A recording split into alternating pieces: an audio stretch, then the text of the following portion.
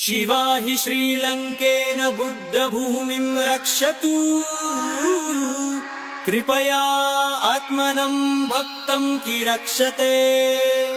हेरावया नमः, भूदेवया नमः, देवदिदया नमः, दिगंबरया नमः, हराहरया नमः, गुरुदेवया नमः, जाहदिशया नमः, तण्डवं तनोतु। शिवा हि कृपयास्मिन् रक्षतु सर्वदा, कृपया भक्तं परित्रायेत विश्वम्। कमलक्षणया नमः, ललतक्षणया नमः, लोकङ्करया नमः, लोकपलया नमः, महादेवया नमः, महत्कालया नमः, महमृत्युञ्जया नमः, तण्डवं तनोतु।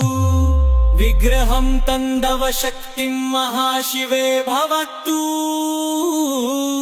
रक्षां कुरु महाकाले त्राहि माम भक्तम्।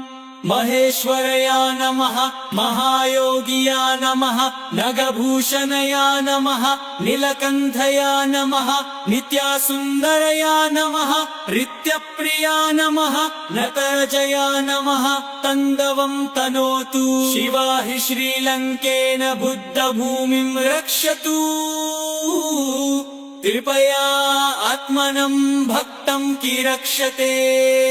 परमेश्वरया नमः, सदाशिवया नमः, रुद्रया नमः, त्रिलोचनया